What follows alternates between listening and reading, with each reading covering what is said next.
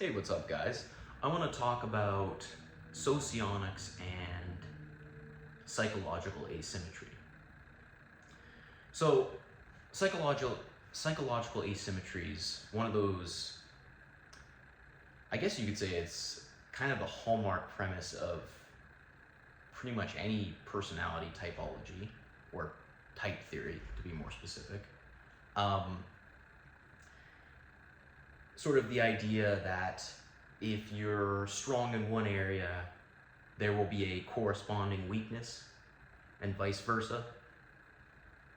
And I think that makes a lot of sense. It makes logical sense. It makes intuitive sense, and you can see it playing out in a lot of. If you observe people, you see it play out quite often. It might even be true, like, I don't know, 99% of the time.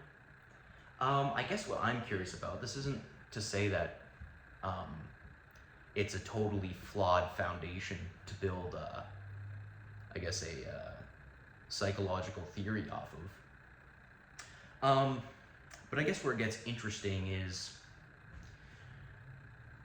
you could imagine some cases where it doesn't quite work that way.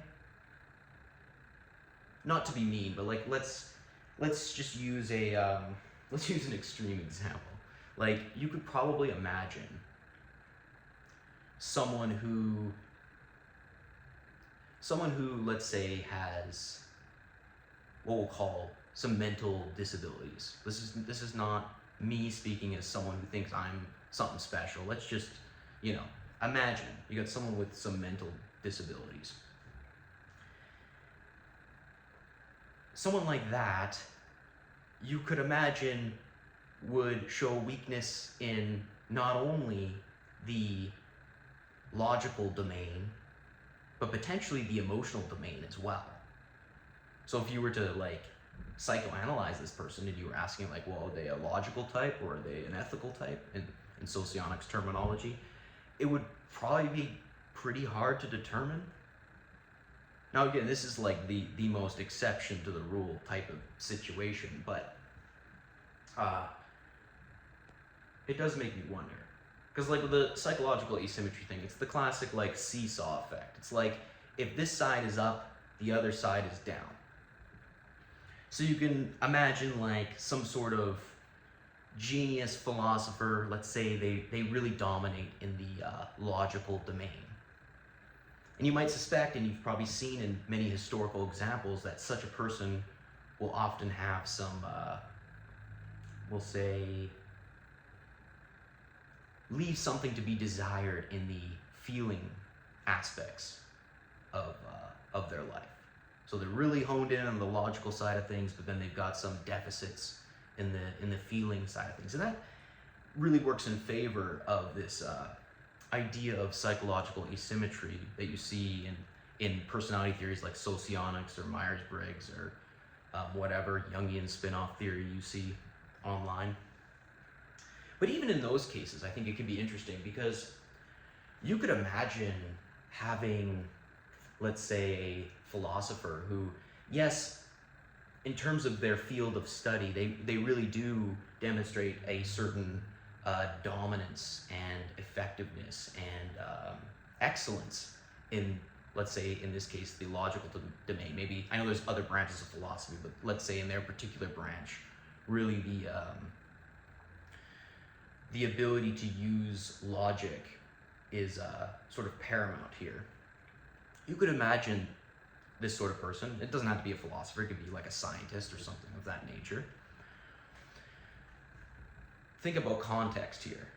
Maybe in their field, they really are showing excellence in the logical domain, but maybe in another area of their life, they're completely irrational. They're completely emotional, maybe, and maybe show a lack of logic in another area of their life. I know there's the classic textbook case of the sort of Asperger type, genius type, who really is logical with everything, and then they've got this huge Achilles heel, and that's they lack any emotional intelligence whatsoever.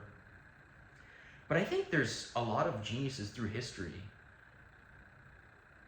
that, if you look into them, yes, they were logical in their particular field of mastery, but many other areas of their life where they don't seem to show that same logical excellence.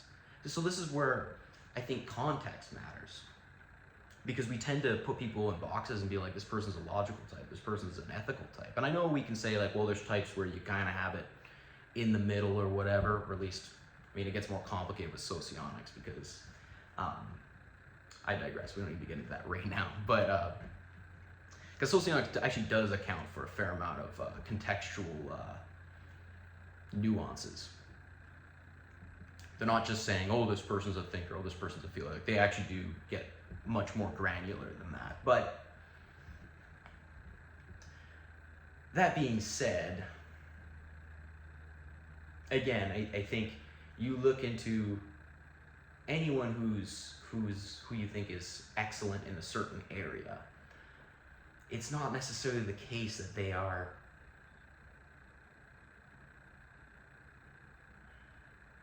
that they show that same, I guess it's what we'll call element and excellence in that element everywhere in their life. It tends to be fairly, well, not always, it can be context dependent. And like I said, the psychological asymmetry thing, it's true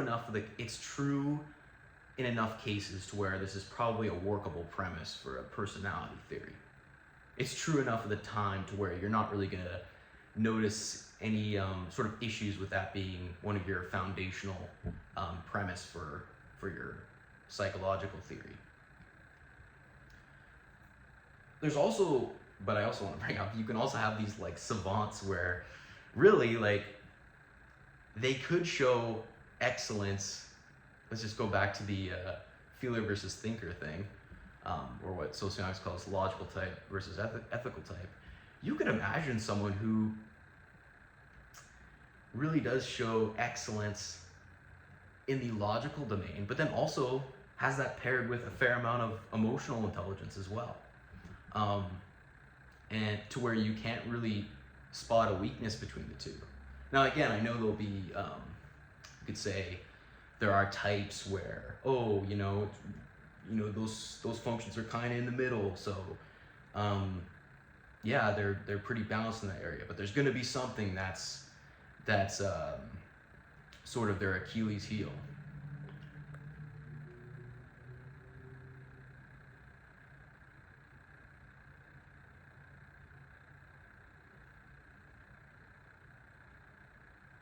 And that's, people take issue with people who come up with alternative Jungian theories where it's like, oh, you're good at extroverted feeling and introverted thinking at the same time.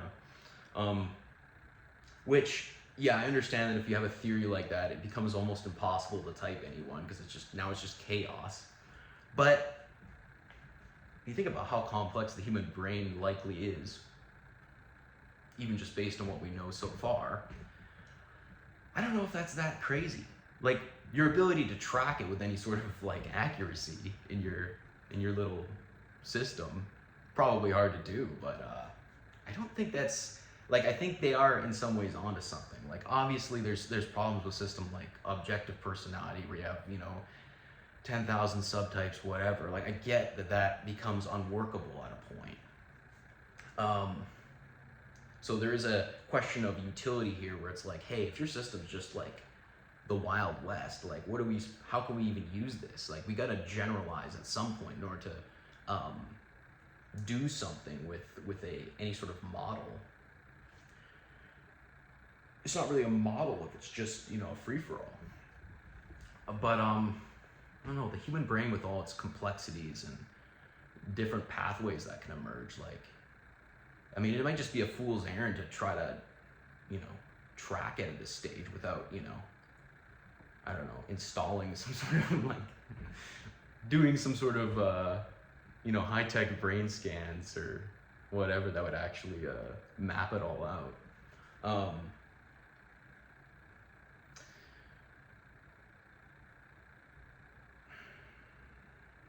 I have more to say about this, but to be honest, my I didn't write a whole lot of notes on this to sort of organize my thoughts, but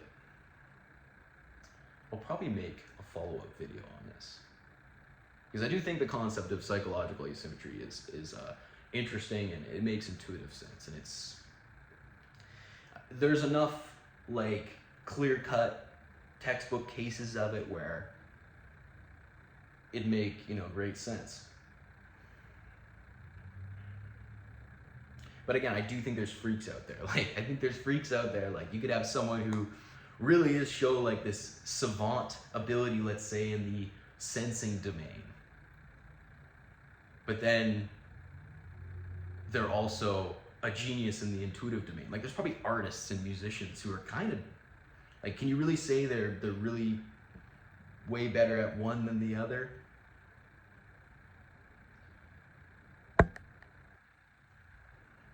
Gets complicated, right? And it's also, again, context. Because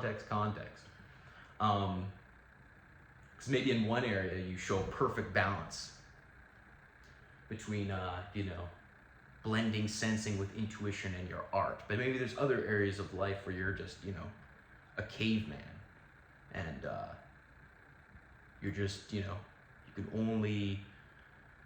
can only really do one aspect in that context. But then in another context, you're good at mixing it up. And socionics may account for some of that. And obviously there's different interpretations of socionics out there. I know the kids now, they're doing this thing called classic socionics. May have heard a thing or two about that. It's a few years ago. But that's a whole interesting subject. Yeah, I mean, we don't need to get into that right now. That's an interesting one. Let me tell you.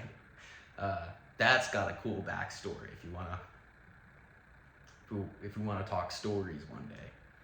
Some behind the scenes stuff. But I